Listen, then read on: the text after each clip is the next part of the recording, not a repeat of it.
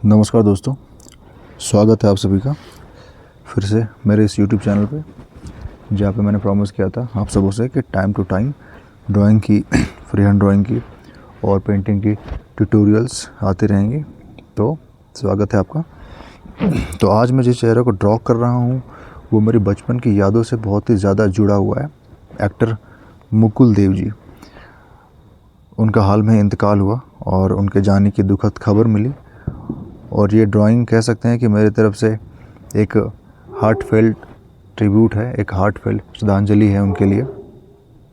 और 90s का दौर कुछ ख़ास था।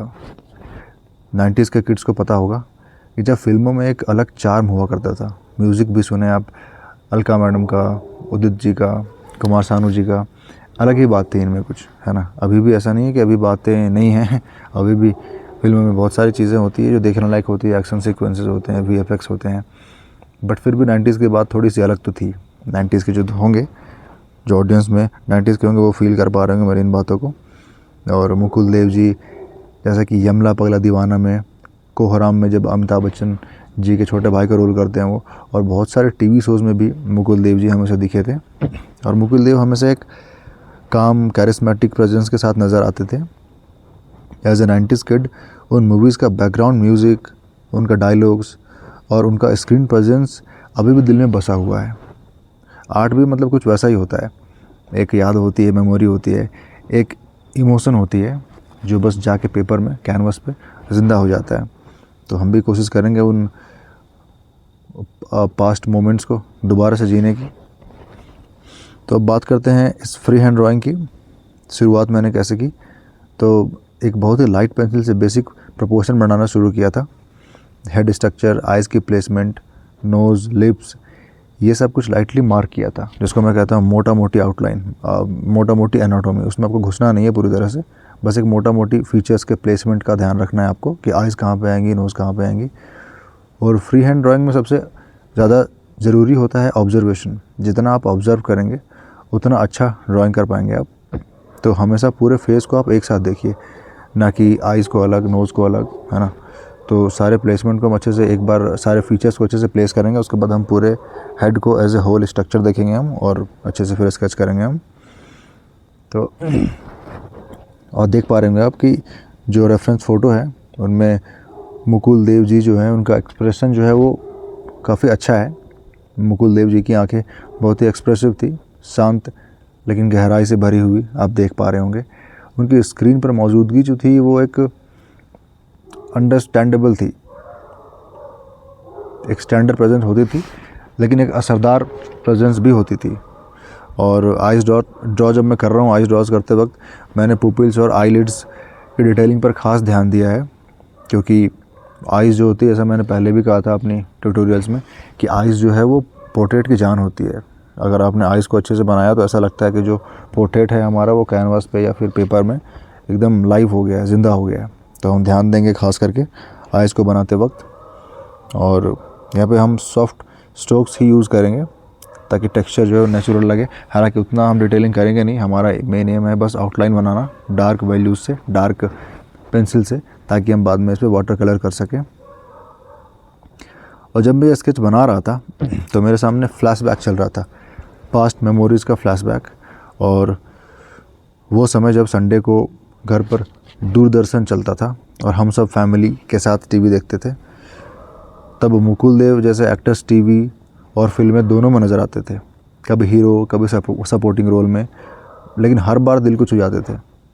तो आर्ट का मकसद भी मतलब एक मकसद आर्ट का ये भी कह सकते हैं आप कि उन पुरानी यादों को, उन नॉस्टैल्जिया को, उन नॉस्टैल्जिक मोमेंट्स को दोबारा से पेंट करना, और टू रीलिव दोज मोमेंट्स, है ना। जब दूरदर्शन हुआ करता था संडे के टाइम में, चित्रहार आता था, और आपको याद होगा कभी तो आपने वो भी देखा होगा, बाइस्कोप वाली फिल्में, प्रेम रोग, अमर प्रेम, ये सारी क्लासिकल फिल्में आती थी।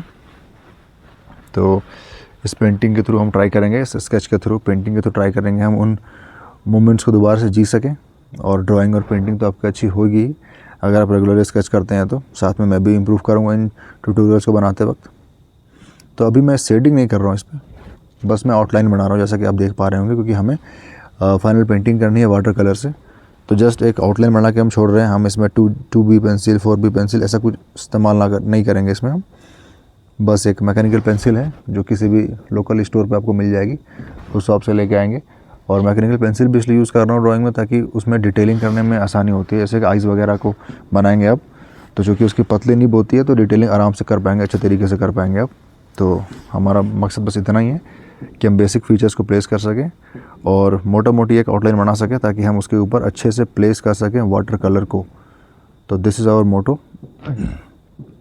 और मुकुल देव जी का हेयर स्टाइल और बियर्ड उनकी पर्सनालिटी का एक अहम हिस्सा थे। आपने देखा होगा जब यमला पगला दीवाना में वो थे तो भारी आवाज़ उनकी, लंबे बाल, बियर्डेड पर्सनालिटी काफ़ी सूट कर देती है उन पे। तो हालांकि इस पिक्चर के रेफरेंस में तो बियर्डेड लुक उनका नहीं है, बट काफ़ी अच्छे लग रहे हैं बाल। तो इन बालों पे स्ट्रोक्स देने में हम ध्यान से स्ट्रोक्स देंगे ताकि उनके बाल के जो स्ट्रोक्स है वो ख़राब ना हो जाए। और यहाँ पे भी जब मैं बालों को ड्रॉ करूँगा तो छोटे और बहुत ही कंट्रोल्ड स्ट्रोक्स लूँगा जिससे फ्लो बना रहे। और यहाँ पे मैंने मैकेनिकल पेंसिल का यूज़ किया, आप देख पा रहे होंगे पूरी ड्राइंग मैकेनिकल पेंसिल से ही ख़त्म हुई है। और बस इस तरह से आप बनाएं। और जैसा कि देख पा रहे होंगे आप, बहुत ही स्मूथली ये ख़त्म हो रहा है drawing, free hand drawing. Grade का इस्तेमाल नहीं करते हुए फ्री हैंड ड्राइंग करेंगे हम और ये स्मूथली ख़त्म हो रहा है। तो ऐसा ही आपको बनाना है। फ़ोटो आप देख पा रहे होंगे बगल में स्क्रीन में लगा हुआ है।